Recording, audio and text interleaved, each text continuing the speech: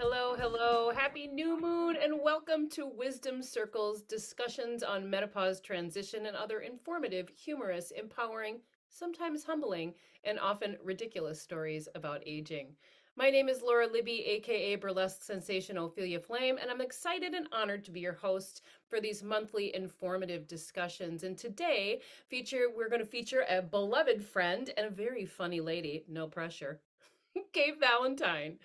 But I'd like to share first a little bit about how we got to this very moment. So, in addition to being a burlesque performer and an instructor for the last 30 years, I'm also a group fitness instructor and a massage therapist. But despite just my love for anatomy and physiology and what I felt like was a deep connection to body awareness, my menopause transition has been a confusing experience with a myriad of symptoms ranging from mild to extreme that have really just been ignored or misdiagnosed by uninformed medical professionals. So when I began looking to my community for answers, I found that really no one I knew was talking about it.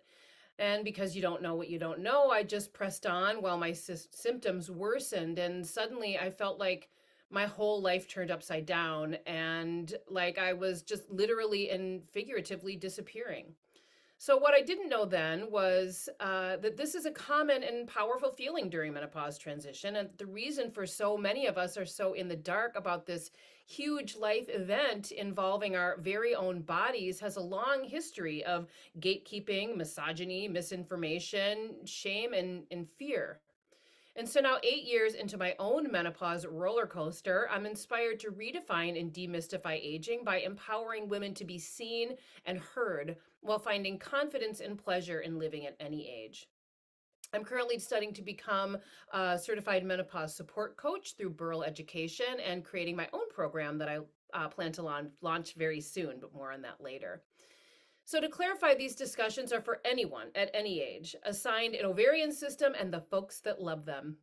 By sharing our stories and inherent wisdom, our open discussions build knowledge, offer tools, resources, and support so we can better navigate our own experiences. And with an estimated 1.1 million women entering in menopause transition annually, just in the US alone, there's a good chance that you or someone you might know have some pressing questions about and even concerns about this physiological, biological, cultural, familial, and spiritual rite of passage. Menopause is a powerful life change. It is not a disease or an affliction. So let's do a little bit of vocabulary check in. So on generalized average, most people begin perimenopause around age 45, but it's completely different for every person based on your personal health history, even and including mental health such as childhood trauma or PTSD. This is when your hormones begin to shift, and the changes are usually gradual, and those symptoms can sometimes include but are not limited to, and hopefully not all at the same time, irregular periods, hot flashes or flushes, chills, night sweats, mood swings, weight gain, particularly in the midsection, and a slowed metabolism, general fatigue, insomnia, brain fog, anxiety, depression, irritability, moodiness, rage, more on that later, vaginal dryness, my favorite. Woohoo! So menopause begins when it has been 365 days since you've had a menstrual period and the ovaries are going into retirement, be that by a hysterectomy, an oophorectomy, or medical treatments such as cancer for chemotherapy. But if you do have a period, it's back to the drawing board. Got to wait for that 365 days. But once that shift happens, you may still experience some symptoms, but they usually begin to lessen. Postmenopause, the promised land. That's where we settle into our new and transformative selves, living hopefully the next 20 to 40 years. Menopause transition is a term for the whole ride. So, late onset menopause is when someone is 56 or older and is still getting their period, even if irregularly, and has not begun menopause. Nothing wrong with that. Everybody's body is different, but those are the terms. So today we're going to hear about our guest's journey and discuss the importance of humor, as well as define some outdated ways around thinking about menopause.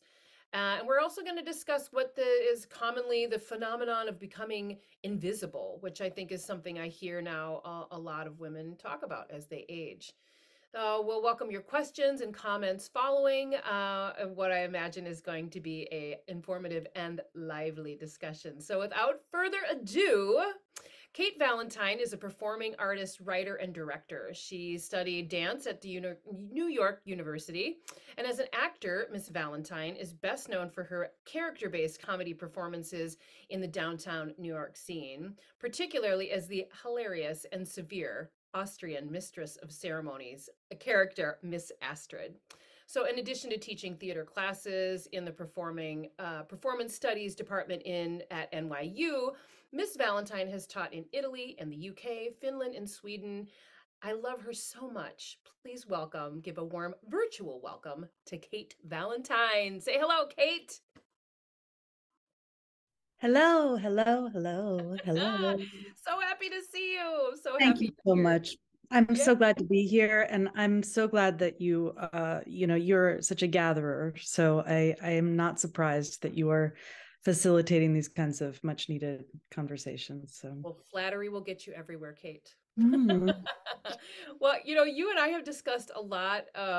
We've had a lot of discussions about, the ridiculousness and humorous aspects of aging and motherhood. But I'd love to start out about hearing a little bit about sharing with us your personal experience regarding your menopause transition. Can we start there? Yeah, sure. I mean, I guess I would start by saying, I really enjoyed watching your last guest, Stacy, who's an acupuncturist, and I'm not an expert in anything. I'm just I'm just a fellow, asshole wandering through the desert of Well, menopause. listen, we need lots of Um, assholes' opinions. The whole point, I'm really. just a big mouth, but I can share what I've been going through. I my menopause journey is relatively new in the sense that I was having my period uh, until this past September. So prior to that, I didn't have, it wasn't irregular. I wasn't spotting. There was nothing like that. I had my period, and then in August, and then the next month, I didn't have it. And with that came some other symptoms. In retrospect, I think, especially after listening to Stacy, there could have been some things that I could attribute probably to perimenopause, but because I didn't have any irregularity in my period, and because I didn't have any vaginal dryness, I was just, well, that's not it. Do you know what I mean? Like, I can't ascribe any of these other physical sensations to that. I wasn't having any hot flashes. I wasn't having any of those very stereotypical things that you associate with, but probably I was having these kind of I would go through these periods of crushing exhaustion. I was going through periods of muscular pain things along with that, and probably that because I couldn't find any other thing for it, I was tested for a lot of different things, and now I'm thinking probably it was that. You're not But alone, Kate. Not to interrupt you, but I just want to say that like that is it's from as I'm talking more and more, that's really common. And that, if we don't get the like really obvious symptoms, I attributed all of these symptoms that I was having to just stress. And that's what right, the untrained medical absolutely. professionals were really sharing too, that it was just, oh, it's just stress and you need to manage your stress better. So it's not uncommon for people to just not. I've discovered a lot of women say like, oh no, I really don't have any symptoms. And they're like, well, but I haven't really been able to sleep. I have insomnia and Right. I'm having anxiety that I've never had before. And so, not to interrupt you, but I just want to No, no, I also think want that's to ask. absolutely. I want to ask you, sorry, to give us the perspective too. Is so? Can you tell us your age? Yeah, I'm 54 now, Okay. which is shocking, but true. How do we Um, make it this far? I don't How do know. we Well, it's make like, it this far? what? I think it's this Gen X thing. I think we're never quite kids, and we'll never quite be adults. I think It's so that's true. that's us. But I also was naturally fertile well into my 40s. And so for that reason also, like I had a child at 45 without any kind of IVF or any kind of intervention. I was able to do that naturally, which was very fortunate in my case. But because of that and my regular periods, I assumed that I couldn't possibly be having any perimenopausal symptoms. But I think that's not quite true. Mm-hmm. Yeah. And now I get to enjoy, as I mentioned to you, the pleasure of going through menopause while my daughter is going through, starting to edge into puberty. So that's just a recipe for magic right there. I'm sure it's going to It be is. very relaxing in my house. Yeah. Yeah. Agreed. Same over here. I got a Yeah. 17-year-old. It's just the Yeah. weirdest. It's like sort of ships in the like emotional ships passing in the night. Like, Right. you know, humbling moments, humbling moments. Oh, yeah. Yeah. Okay, so you're starting to you feel like you're starting to experience some symptoms So now. now, yeah, now my symptoms are for sure I have there's an emotional component to it. Like I again, I really was hearing Stacy when I was watching your previous episode, because I've had this feeling where I don't feel quite myself, and I don't know how to describe that feeling except for just like, what the fuck, who am I? This kind of strange not meanness, which is disconcerting. And I have definitely had rage attacks, which is surprising. I've had hot flashes and a lot of cold flashes. Mhm. I'm on this like sweet situation where I'm pretty much gaining a pound a day. And I'm very, I'm a feminist. I'm very about radical positivity and being self-accepting of your body. But I do start to wonder if it's possible to be 365 pounds heavier by the end of the year. I mean, Big goals, Kate. a girl's got a dream. So, I know. Yeah. um, so let's see. What else? What other fun symptoms am I having? Yeah, a little libido, not libido. We Um, don't. um, yeah, I mean, that's a lot of it. That's enough, right? Yep, that's enough. You get the gold star. You get the That Meadow enough? gold I mean, star. I think, I always had a theory, regarding menstruation and like during that period of ovulation when women so often talk about their feelings being, pushed to the forefront, or being more angry or tumultuous or whatever those feelings are. My theory as a doctor is that those are feelings that have been suppressed. Not that you're going crazy because you're ovulating, but that those are feelings that need to come out, that need to express themselves. And I would say the same for this time of menopause, that what the things that are coming up, I mean, there's exceptions. I mean, then there's just being flat out crazy, which also happens. It's also a possibility. That does happen, but in the larger picture, I think that those strong, powerful feelings need to find their voice, Yeah. and I think we all need to be letting that out more, not less. It serves a purpose for sure. First of all, biologically, we know that as estrogen begins to wane and that starts to change and the hormones start to fluctuate, estrogen does a whole lot of things, including, helps with serotonin production. So, like, when we are feeling rage, we're feeling like uneasy emotionally, like our whole body has receptors for estrogen, and suddenly your body's not getting them. So it makes sense that, like, but you're not just like stressed and like need to get a fucking facial or something. You know what I mean? It's like, Bubble bath. yeah, right. Like that whole like self-care, is like Yeah. way more than a bubble bath. But like it biologically is changing our emotional composition as our estrogen is changing.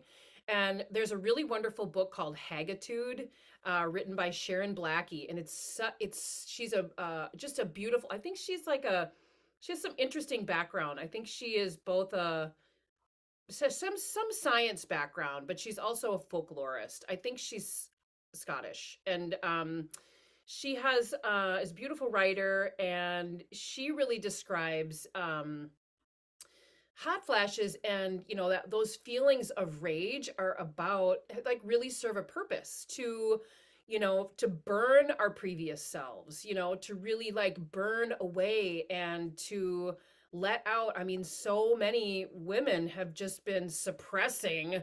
It's like this pressure cooker of like, sit up straight, be nice, do the things, and yeah, I mean, that's sort of the beauty and the scary part of the transition, because I feel like just when I started to learn who I really am, I got to fucking burn it all down and start over again. Right, right, right. But I mean, it's also double-sided, right? I mean, I Yeah, think that these it's a great breakdowns can be opportunity. breakthroughs, Absolutely.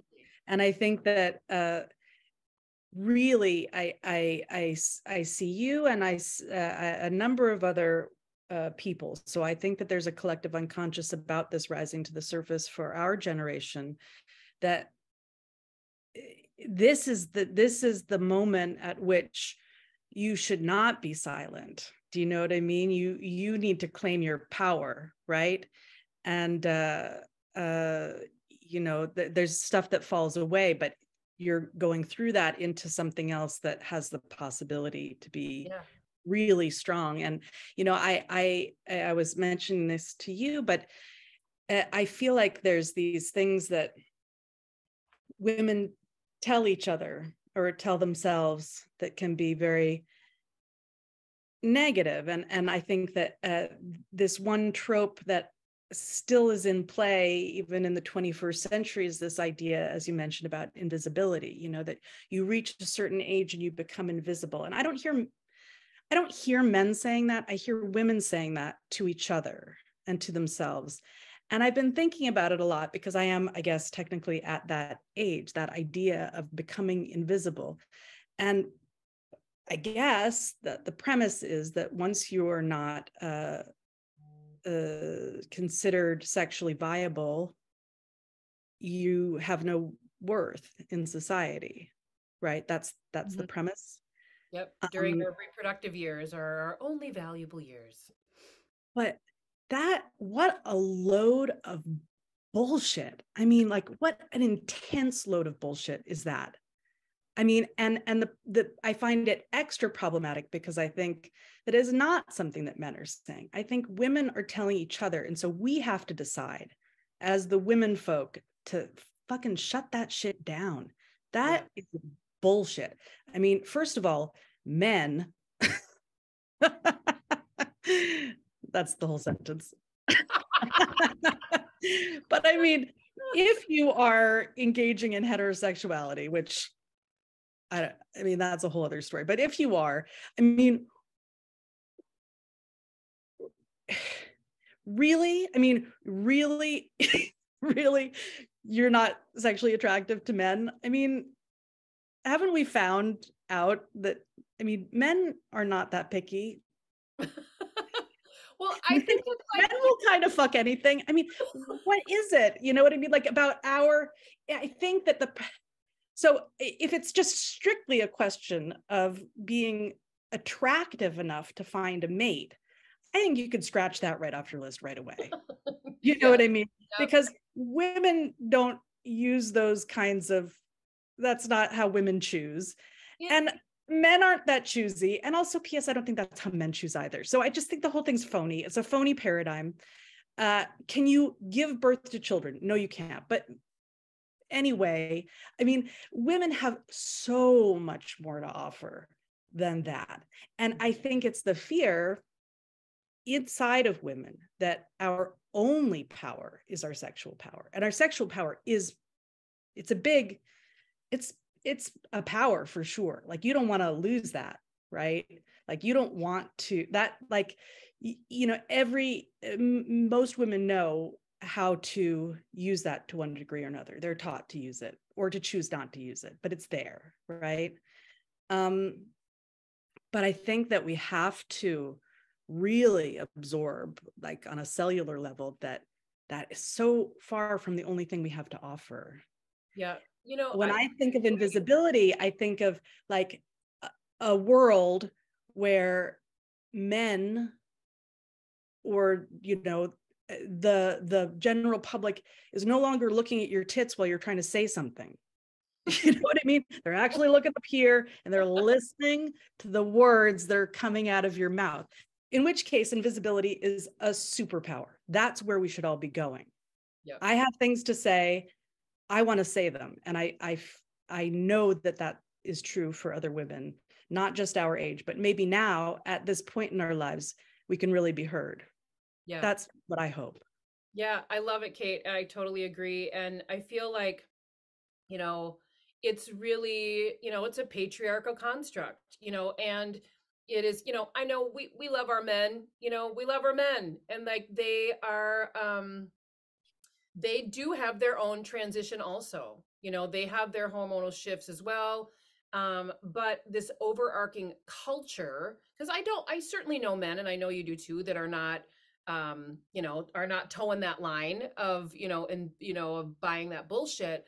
But it is overarching the culture. And like you said, there are plenty of women who toe that line also. They perpetuate that to their daughters, to their granddaughters. It's the language they use, it's their body language, it's their belief in their own hearts that they are not, like if you believe that you're invisible, you Right. know, you can disappear, and I feel Right. like there is something about that patriarchal overculture that is telling women that they're not valuable and they're not important because we're only worth something during our menopausal years, which incidentally is is like, half, maybe it's a third of what our life is. I mean, past menopause, women live 20, 30, and 40 years beyond their reproductive years. So we know Yeah. that's bullshit.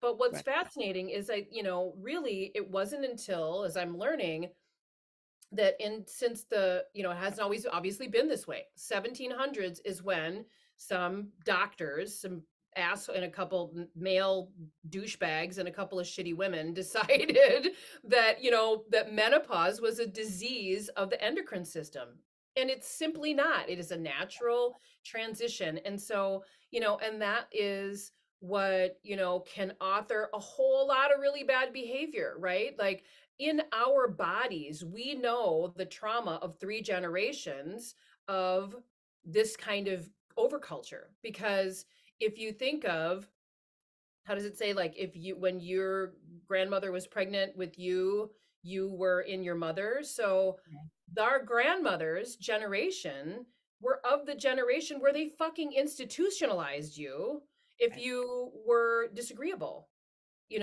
Even you think of the large portion of women who were burned or killed during Salem witch trials, Right. were elder women who were either widowed or never married, or who were midwives who had the that had carried the medicine of healing, and they were killed for it. So our fear around aging is legitimate, and it is real because it's many generations of observed behavior.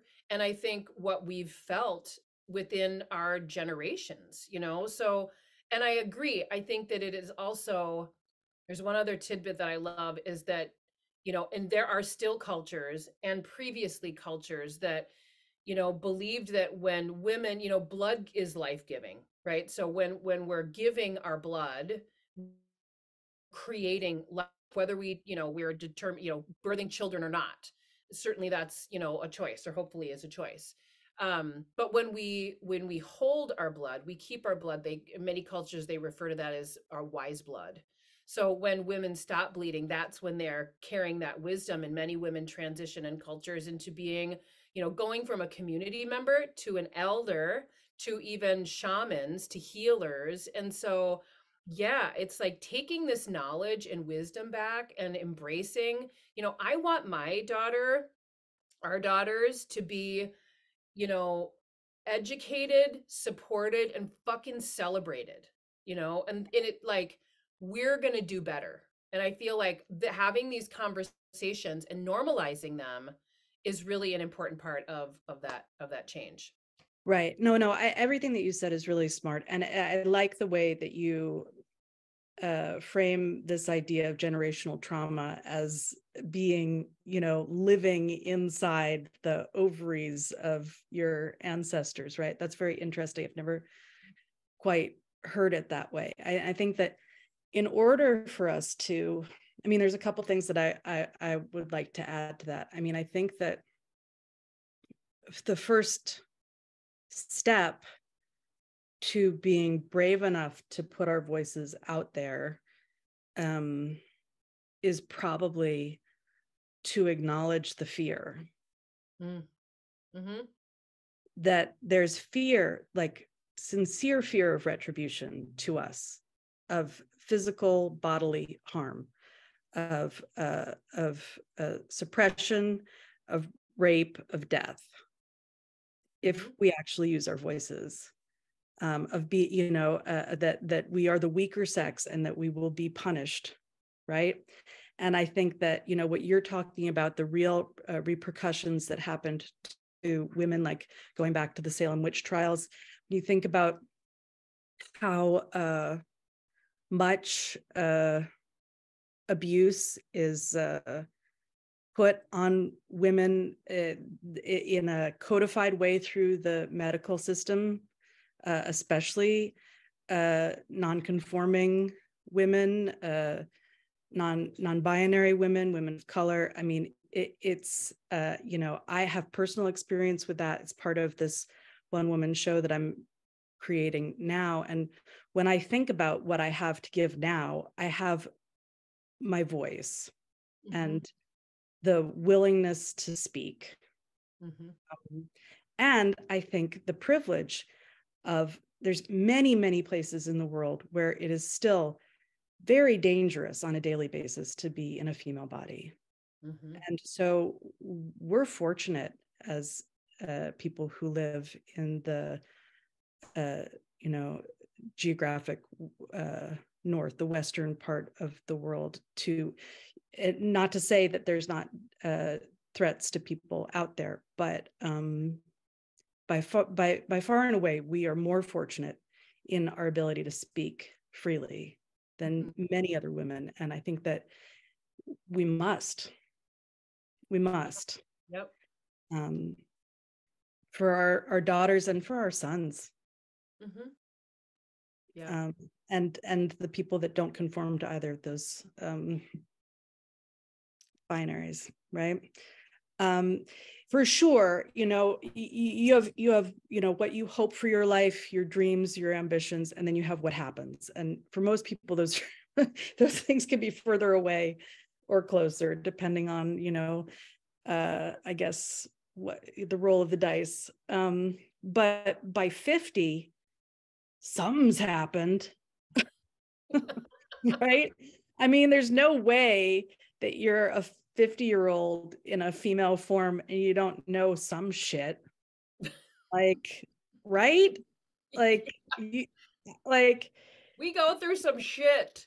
Yeah, for sure. You're going to tell me that women have nothing to say? 50-year-old women have nothing to say? Yeah. The idea of a 50-year-old woman being invisible, please. I say it to myself. I say it to you. I say it to anyone who would be listening to this. Don't be invisible. Yeah. Yeah. Or use your invisibility. You know what I mean? If the metaphor is that, your beautiful maiden form has changed in a way that's not monetizable in in this capitalist society, you know, that no one can figure out how to utilize it, then, you know, it's time to speak up. So yeah, I mean, and I'm grateful to this too, because I think you and I maybe share this experience, that because I just started going through this, I started asking around to my friends who are all, you know, loudmouths, and they had all gone through it. Nobody said anything. Like, I know, it's so weird. how did this not come up? Like, this is all I can think about right now. Unfortunately, this is almost all I can think about. Just like managing this weird shit that's happening to me physically and psychologically. Yep. Well, I tell you, it is not the best timing, because when you think of, you know, women who, if for most women who are having gradual menopause and that's beginning in your mid 40s, what are most people doing in their mid 40s, particularly women? They are, you know, probably in the height of their business. They perhaps have families, maybe they have children. They're, you know, they're even maybe dealing with aging parents. They're running households. Like, you talk about being in the shit. Like, I've read that, you know, women in their 40s are called like the meat in the middle, you know, because there's, you know, there it sort of goes. You made that face and then it made it weird, Kate. In the middle. Hey, Wait, in the okay, middle. wait. So wait, hold on a second. Just let me let me understand this metaphor. We're the meat in the middle, Yeah. and what's on either Some side? buns. I don't know. Who are Sandwich. the buns? Your 20s and your 30s and but see, Oh, this this is is like, all. maybe it's easy street. I don't know. Maybe it's a I thought figure of speech, but now that I deconstruct it, I thought I was getting it's better. tag teamed. I thought I was getting tag teamed by two buns, but you're saying these are all aspects of us. There, it's like if you think of a sandwich, There's a young bun and an old bun. And a inside there's soft, supple bun and a crusty bun. I told you this was going to be a lively conversation. it Oh my sounds God, now my delicious, face is whatever red. it I got a hot is. flash. Okay, it's all your fault. All right. So this idea of being in our 40s, throw away the metaphor. We're in your 40s and you got all this shit going on. You're like dealing with, you know, your business and your own, you know, and then your body like becomes this like ball of hormones, you know, that is just like inflammation and does all that. It like literally just when you think you're like, because we spend our 20s Fucked. No, it's trying to fucked. figure out like who we are. And Yeah. our 30s are sort of like, okay, I sort of got this. And therefore you slide into your 40s thinking, okay, yeah, all right, I sort of got this. And then you get the rug ripped out from under you. Right? So like it's sort of, and then you gotta like You get the meat ripped out from your sandwich. you ripped out of you. Tumbleweeds come out of your vagina. Yeah, no. Wait a second. Wait a You're second. welcome for that visual. You're welcome. So, so this is the good news. What do we? No, the transition. I'm just acknowledging the transition of like, it's just sort of like untimely, right? In that mid, like it's sort of blindsiding. And for me, my symptoms were, you know, I had mine started with like hot flashes. Like, you know, I have a super like awesome feminist mother who like, you know, was like taught me that, you know, masturbation was healthy to learn how to, you know, share with your partner, like very open sexually. Here's, you know, our bodies ourselves book, you know, that never was there a question I felt like I couldn't ask or have openly. Yet when I asked my mom about menopause, she's like, oh, it's great, you'll love it. I was like, okay, well, did you They got a 2-for-1 special over at the.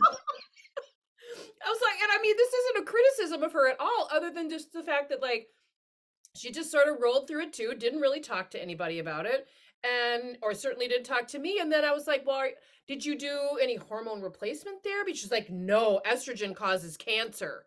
And Well, right. That's another story. But wait. this story, I yeah. have a thought about this too, because I think that this is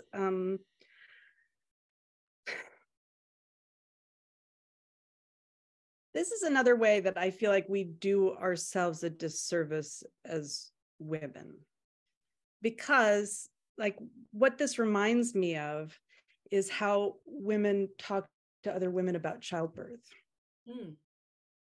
Because okay, and this is not everyone's experience, so you can like la la la go get yourself a sandwich, or not a sandwich, go get yourself Enough with that theme. a nice drink, nice cold beverage while I talk about this. But giving birth is a fucking situation, and you ask people about it, unless you really poke at them, they're like, all that matters is that you have a healthy baby.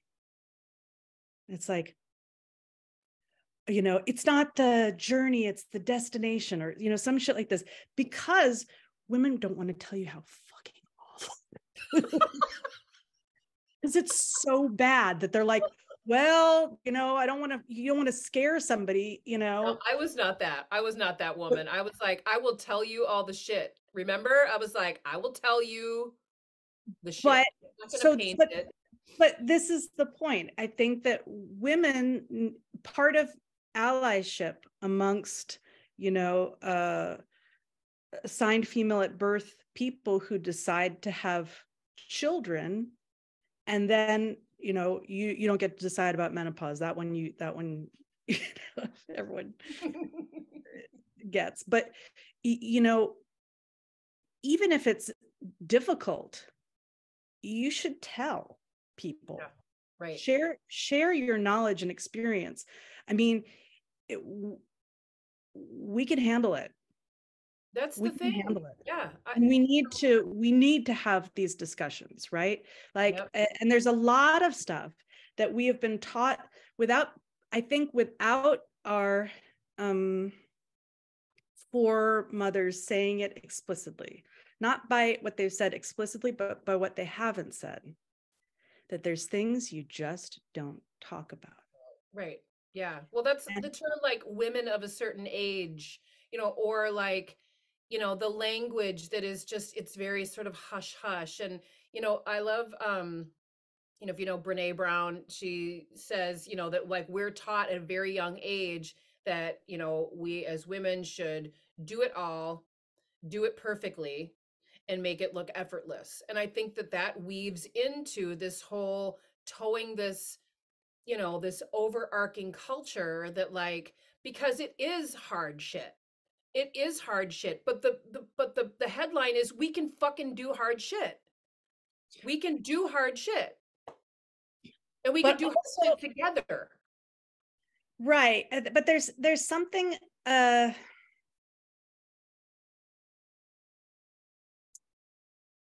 there's something in it, in the way that sort of 50s housewife, like, or not even, maybe it's a 70s paradigm, like the you can have it all kind of idea, that like don't let them see you sweat kind of thing, that I don't know, I think it does us a disservice, I agree. I agree. Yeah. because it it's us not taking credit for all the things that we're doing at the same time. I mean, to really not uh get, I don't know. I mean, I don't know who's going to give us the credit, but I mean, just to really acknowledge, that the ability to multitask, that despite, these physical challenges that are happening in your body, you're still running your business, and you're still taking care of your family, and you're still showing up for yourself, hopefully. And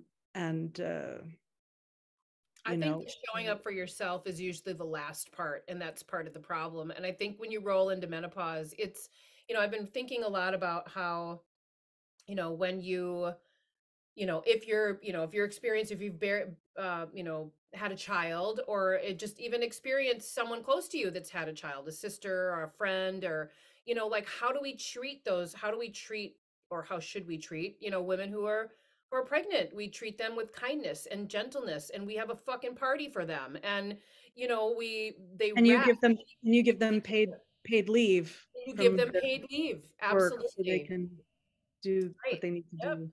Yeah. And so I think that like, how would we shift culturally if we started treating women in menopause in that same way. Because really, when the first half of our lives, we are birthing others and things, and the second half of our lives, we're birthing ourselves. Yeah, yeah, I love that idea. And yeah, and also this idea of there's this one half of your life where you're this flaxen maiden, and the second half of your life where you're this. I mean, I kind of like the word crone. I feel like that word should be reclaimed, but just Well, it for the means crown. them. Crone is like the root of the word is crown, and it has not always been a bad word. It's another one of those sort of like, thanks to the Yeah, Brothers Grimm for changing that perspective, of like that old witch who's going to put you in a oven. but that sets us against each other, doesn't it? It's like the young Absolutely. ladies versus the old ladies kind of thing, and that's bullshit too.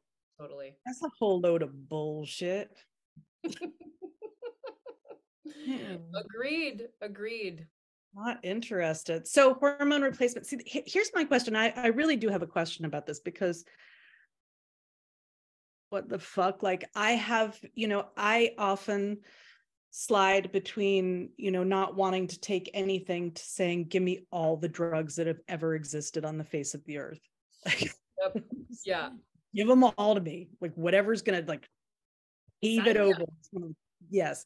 So, but if the problem is that your hormones are going away, and that's what's causing your emotional dysregulation and weight gain, say, or, why don't those things get fixed when you add the estrogen, progesterone, testosterone, whatever it is, back?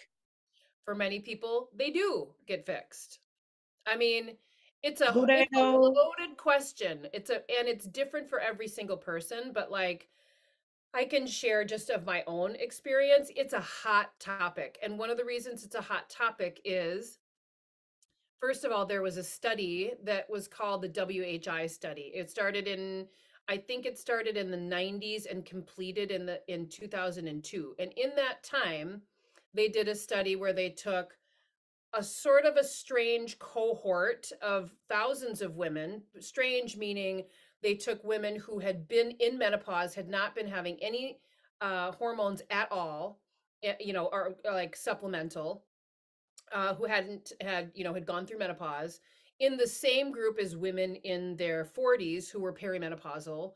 Some women had a history of smoking. Like it has now been a very debunked study, but this Right. happened in 2002. They came out with these findings of this now very debunked study that said estrogen causes cancer, which is why many of our mothers, our generation, who at that time might have been taking, and also they, just like all women's health history, it's fucking horrible. Like they have misused, or there's a book was written in the 60s called Feminine Forever, and about how estrogen is, just give women estrogen so they can stay youthful and not problematic for you in your life. I mean, it has been manipulated in many different ways.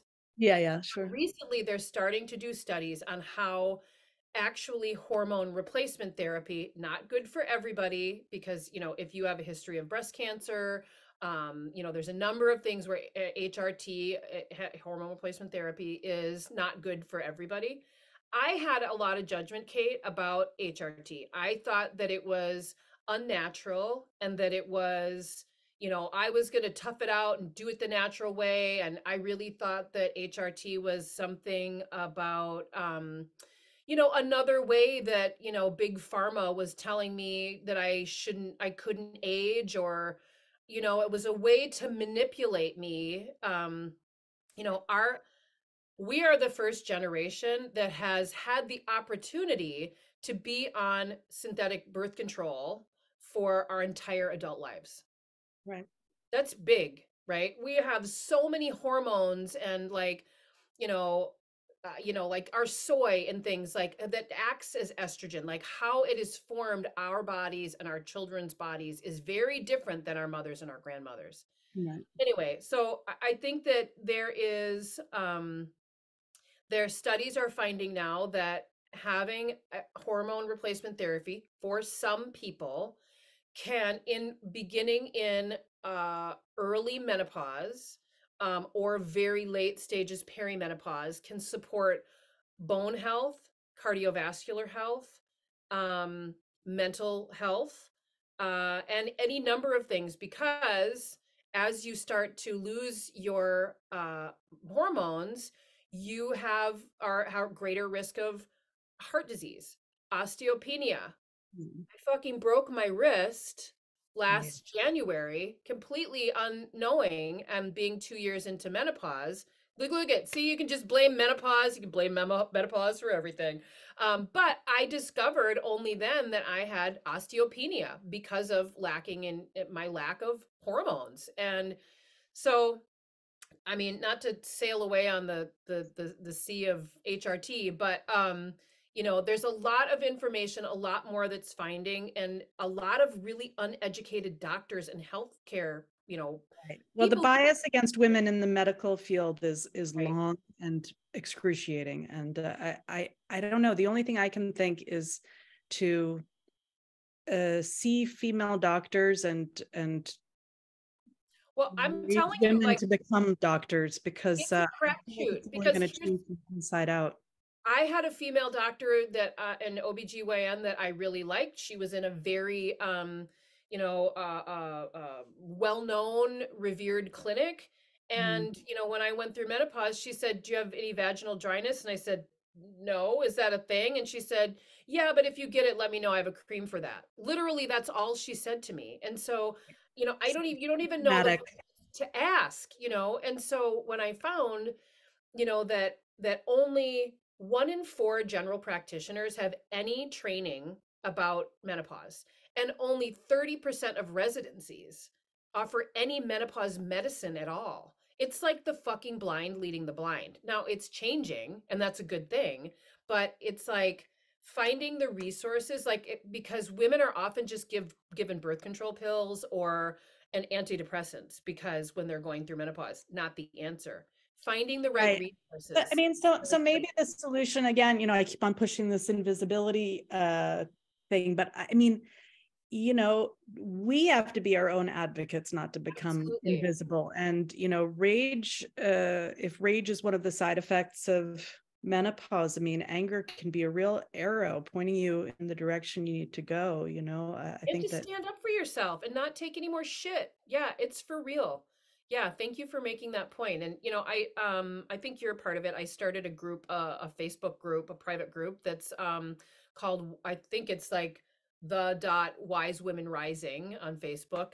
So if anybody wants to join that, you certainly can. And it's really been some lovely conversations. It's an international group, which is really interesting. And women are sharing a lot of their resources of, where, like, a really good doctor or a book, or asking questions. And so yeah, I want you to be a part of that too, because you're right. All in all, Kate, it is about using our voices, using our privilege, whatever it may be, to like make some changes, because Gen X is going to fuck some shit up, where no yeah. I more mean, are we going to have this, like, it's just not acceptable. We have to do better for women and for ourselves. And yeah.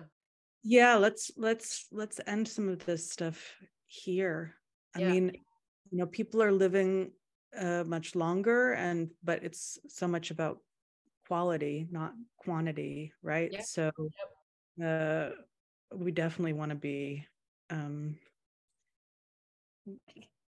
in the mosh pit with our Doc Martens when we're Totally. Totally. 77. Hey, one last question for you. What does it mean to you to be a wise woman?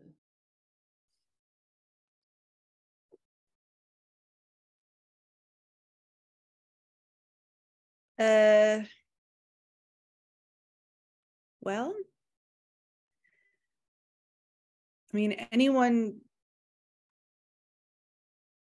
can have experience, right? It's transforming that experience into uh, words and actions that match your words, right?